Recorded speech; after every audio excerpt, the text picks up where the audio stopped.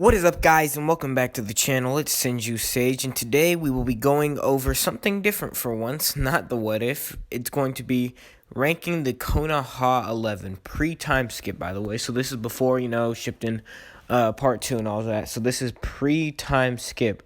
A little bit of rules to this. They can't use like outside interference. For instance, Choji can't use his food pills just because it's outside interference. It's not like Lee's Gates, or it's something like a technique that you can learn, or it's their jutsu. It's something that he eats to increase strength, which just doesn't seem fair, because then you could say any of them could bring something to help increase their strength or health or anything.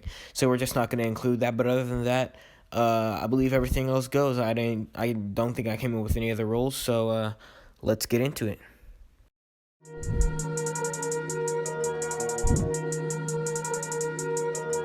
Creeping on the come with it to 11 in my mind, persuaded by the devil, gripping on my blade, passing now, searching for a lick that I can hit with murder in my soul, swinging bending corners in the 67 Elko. Starting off at the bottom of our list is number 11, Sakura. And it's pretty obvious why she's number 11. It's Sakura. Part 1 Sakura doesn't really do a lot during the series. I'm gonna be honest with you guys. She really does anything. If anything, to begin with. She doesn't do anything. I mean, she almost gets killed a couple times and has to be saved. And I guess you can count her as a medical ninja, but she didn't really do anything in part 1. She was just trash. I mean, she had that one fight with Ino, but that didn't really prove anything. It was a tie. They both lost. Neither of them won. So yes, there's no reason for Sakura to be any higher than she is right now, so she is going to be number 11. Next up at number 10, we have Ino for basically the same reason as Sakura. These two would have been tied just like they did in their fight, let me remind you, but the only reason I put her above is because of the mind transfer jutsu, which Sakura was somehow able to break out of. But the reason I put her there is because I believe that jutsu would be more useful in a fight than having no jutsu at all. Because Sakura literally does nothing. At least Ino has the mind transfer, which could be useful in some cases. But that's literally the only reason I put her above Sakura. Everything else is pretty much the same between those two. They have very low stats. They are complete trash. But because of the mind transfer jutsu, which I believe can become, useful, I'm going to put her at number 10. Up next at number 9, we have Tenten, another useless character who does nothing in part 1. And these three are just, it's so infuriating how bad they are. Like, literally all we see from Tenten from part 1 is her getting the crap beaten. We don't even get to see the fight. We just see her, dead on top of Tamari's fan. It's sad. So, again, it just breaks down to which would be more useful. And because Tenten is a weapon specialist and she can, summon the weapons or whatever, I would consider her more useful than Ino and Sakura. And therefore, more likely to win a fight between Ino and Sakura and all of them. So basically, again, this list is just gonna be basically of ranking who could beat who behind them, if that makes sense. So because of Tenten's abilities and all that, her weapon specialist, I would say that she beats Ino and Sakura, placing her at number 9.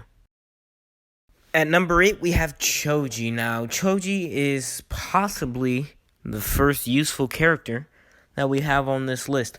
Now, as I mentioned in the intro, Choji cannot use his food pill, so he can't go full butterfly mode, but he is pretty useful with his expansion jutsu, even though he, tends to eat a lot, be lazy and all that, and, can get caught up in his feels. Choji can be useful in battle, especially with that expansion jutsu, which is why I have him ranked over, Tenten, Ino, and Sakura.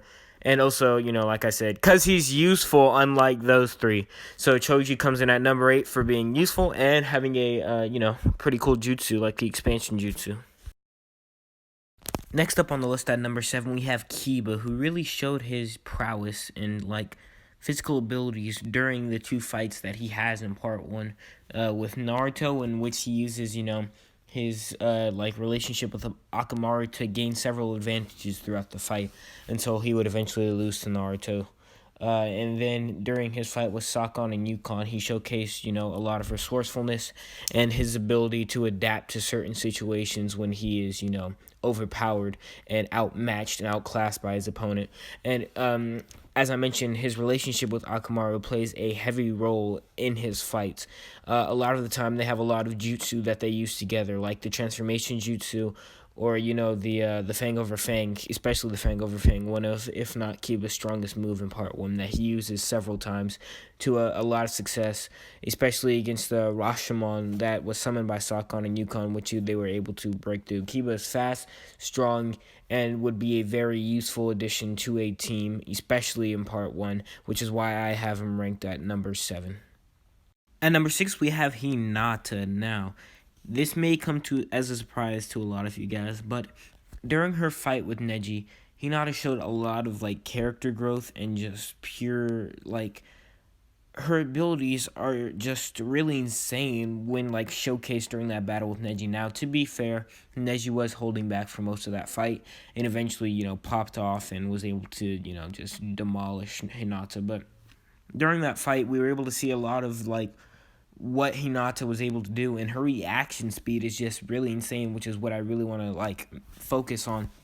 The fact that she was able to keep up with Neji even though he was holding back, and they were going back and forth, which is really crazy that she was able to keep up that same pace. And on top of that, she does have the Byakugan, which helps out a lot with that, seeing around 360 degrees, so her reaction speed is, only made even better by the Byakugan when in hand-to-hand combat. So Hinata really is, she's a really underrated character in part one. Because just her hand-to-hand combat skills are legitimately really, really good and can be useful. And like I said, her Byakugan lets her see 360 degrees, so that can come in handy. And all in all, Hinata is just a really great character. That is really underrated, but she does sit at number 6 on my list. Next up at number 5, we have Shino. Now in part 1, Shino is not really an underrated character. He's just a really weird character. He's very off-putting. Just the way he's quiet and some of the things he says and the way he approaches and interacts with people. His social skills aren't the best, but when it comes to battle, Shino is really good. Really good. It's great. He's not underrated because he's not rated, really. He's just overlooked. The way he was able to take out Zaku using his bugs, it was just really impressive how he was able to take out that sound ninja, even though, to be fair, Zaku's arm was dislocated. Actually, Zaku was faking it, so it was a fair fight, but Shino was able to take him out with ease, I would say, and his bugs being able to feed on chakra is just really puts him at an advantage when in fights.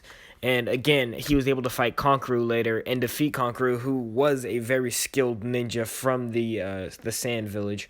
So Shino's his rank is so high for a reason. There's a reason he's ranked so high.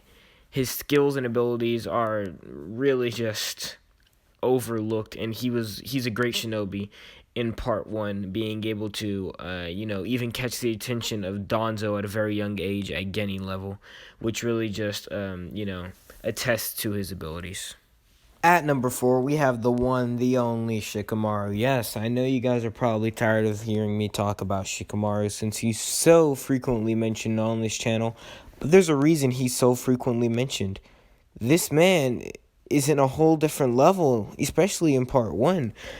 He has an IQ of over 200 plus, bro. Asuma says it himself during the Chunin exam finals. He has an IQ of over 200. And he's such a great battle strategist. Being able to, combine his 100, his plus 200 IQ with the Shadow Possession / Shadow Strangulation Jutsu, it just comes in handy and it fits together so well. And he's able to put together strategies that are so useful and work almost every single time. And Shikamaru in part one is really just in a league of his own. The only thing holding him back from being higher on this list, I would say, he has the potential. He's not really good at taijutsu, ninjutsu, and all that, but just he's a genius. He's a genius, and the way he uses his jutsu is just, it's perfection. And the only thing holding him back really from being higher on this list, from being 2 or 3 or number one, is just he's lazy. He's lazy, and he's not strong. He's fast. Don't get me wrong, he's fast. He's definitely fast. If you want to see, how my take on Shikamaru, you can check that out in my Sasuke versus Shikamaru battle video, but he is fast. Now, his ninjutsu and taijutsu, they're not really up to par, which is what's holding him back, that and his laziness.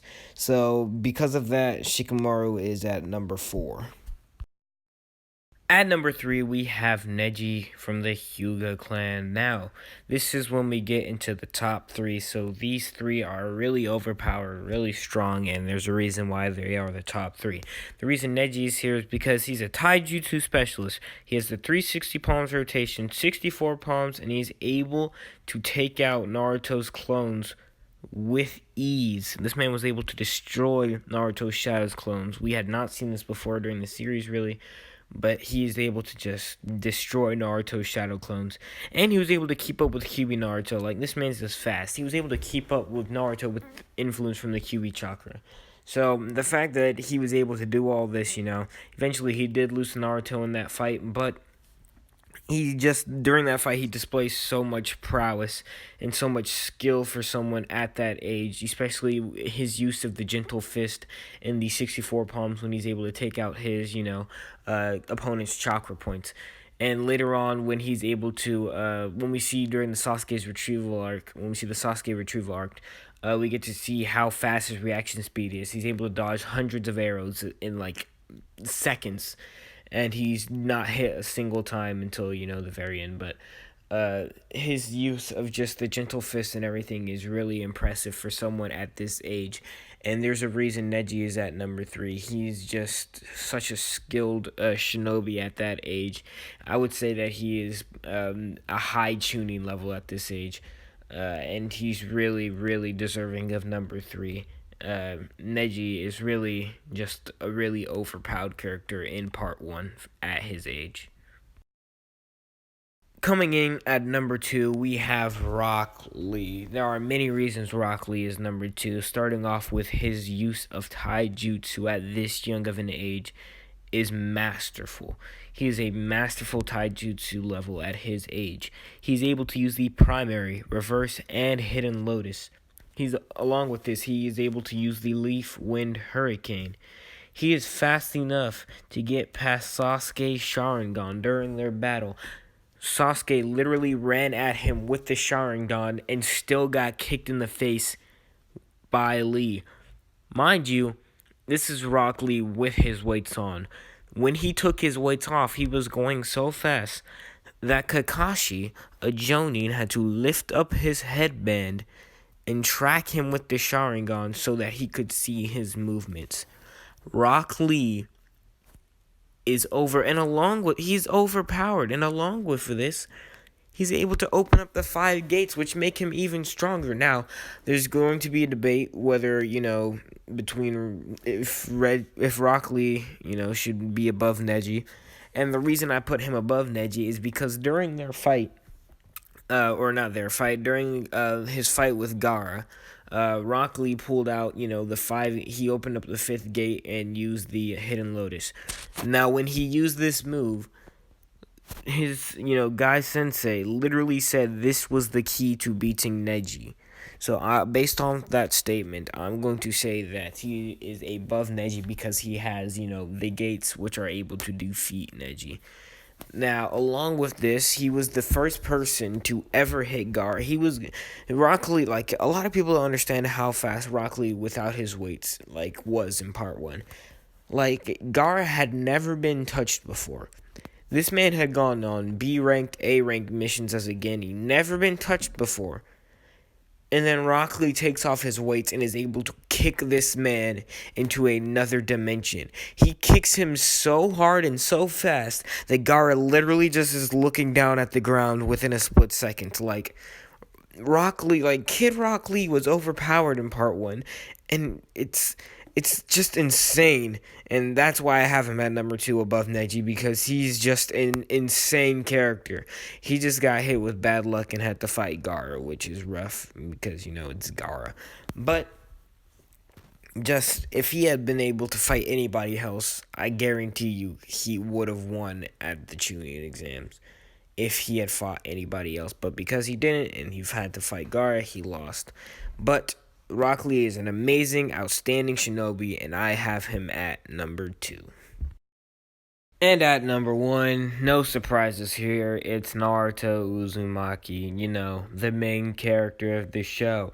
Now, by the end of part 1, Naruto has become one of the strongest characters in the series, being able to use the One-Tails. He has the Rasengan, he's able to summon Gamabunta, he has the 2000 Shadow Clone Jutsu. His chakra is just astounding, and it's even said that, he has more chakra than Kakashi, who is a Jonin level ninja, one of the highest ranked Jonin, in the series at that point.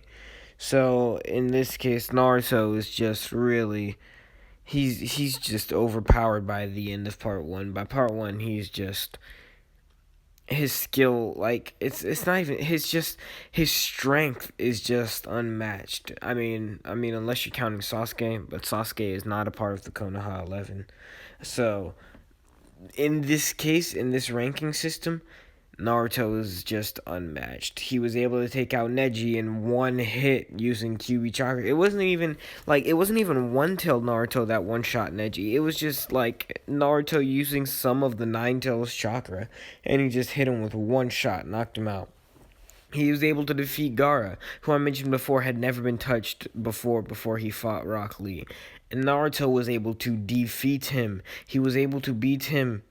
He was able to defeat Gaara, another Jinchuriki, by the way, who had the One-Tail Shukaku, which in turn showed that he would be able to defeat Rock Lee, because Rock Lee got defeated by Gaara, who got bodied by Gaara. And Naruto, in turn, just decided to smack Gaara up disrespectfully. So, Naruto is number 1, no disputes. He is number 1 ranking of the Konoha 11 by the end of the series.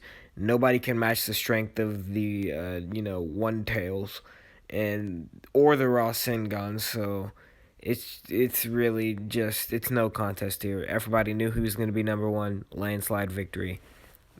It's facts. No, you can't dispute it.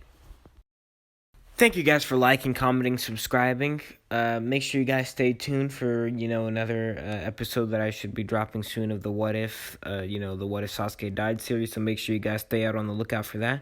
If you guys have not seen that series, make sure you go check it out at my channel. Like I said, make sure you guys like, comment, subscribe, leave a comment down below which video you guys want to see next. So, I thank you guys so much for supporting me and everything. Thank you again so much for watching this video, and I'll catch you guys in the next one. Peace. Slick talker since a jet. Winter time, all the time, ooh, yeah. Look at the way that I move, swag. Disrespectful and I'm rude, okay. I had cocaine in the school, winter one hell of a kid. I am smoking gas, jogging mid. I'm lit. What you doing? I done did. I swear. Slick talker since a jet. Finesse. I know that this what they want. Facts. Run up some money, I'm gone.